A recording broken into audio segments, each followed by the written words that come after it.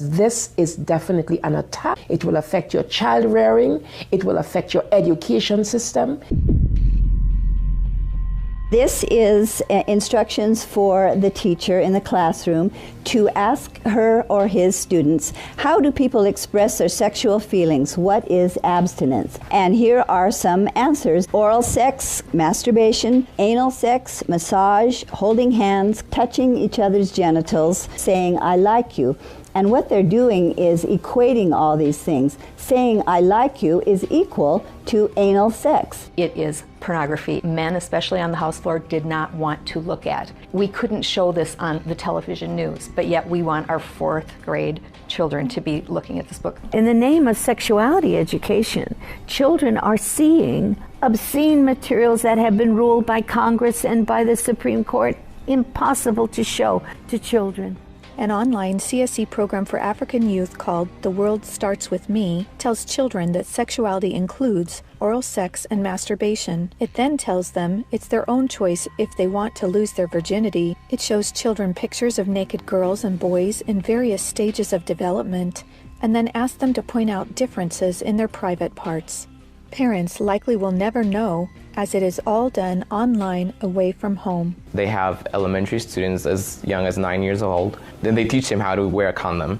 And they have this plastic genitalia, and they even have young girls. They're teaching them how to put a condom on a male genitalia and boys how to put a condom on a woman genitalia without the knowledge and consent of the parents. They're giving them handouts, negotiating sexual encounters with other students.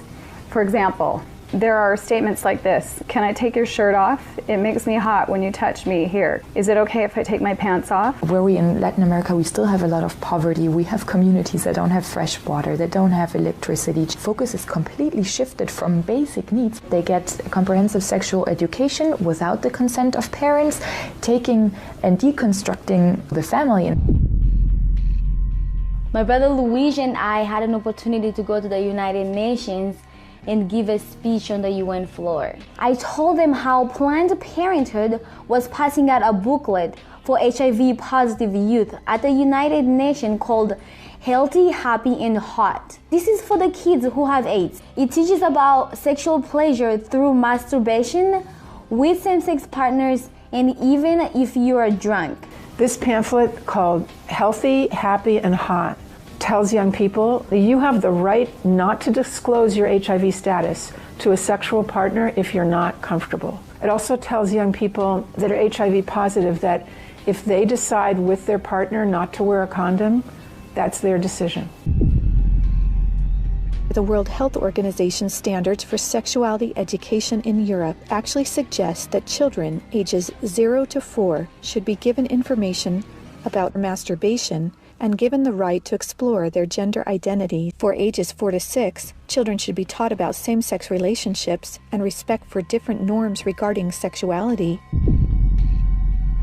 The interests of organizations like UNFPA and IPPF is to get parents out of the picture and to radicalize and sexualize children. UNFPA has tried to convince my country to change our positions on issues such as reproductive rights and comprehensive sexuality education.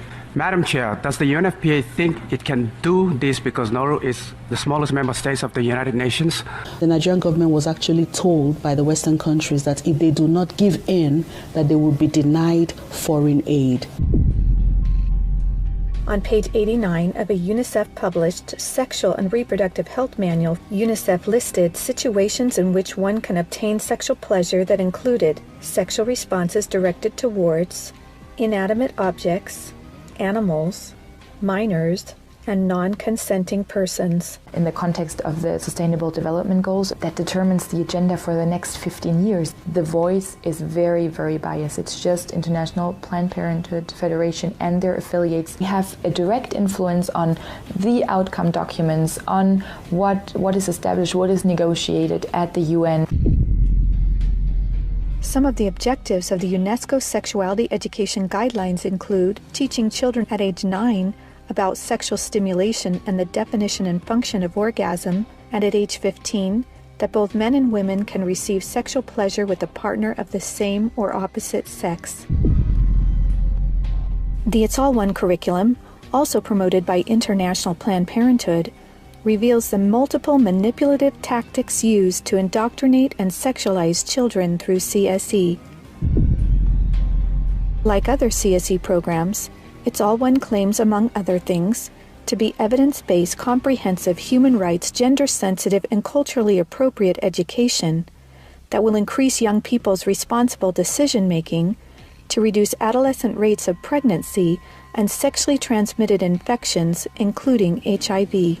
It's All One, however, like most CSE programs, is really just cleverly disguised abortion rights, sexual pleasure education, masquerading as human rights, gender, and sexual and reproductive health education. It aggressively promotes abortion. With over 112 references to abortion, It's All One has an obsessive focus on sexual pleasure, mentioning sexual pleasure 62 times.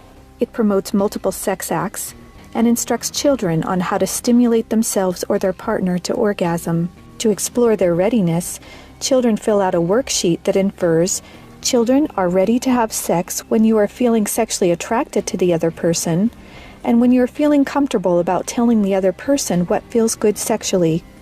It teaches that human rights encompass sexual rights, including alleged rights to all persons to sexual expression and the right to seek sexual pleasure.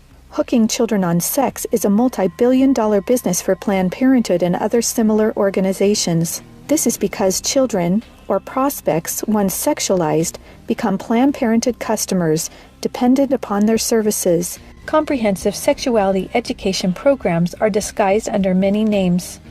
They may be called comprehensive sex or sexual education, education on human sexuality, reproductive health education, information on sexual and reproductive health, family life education, teen pregnancy prevention, rape prevention, anti-bullying programs, HIV/AIDS prevention, and sometimes even abstinence or abstinence plus education.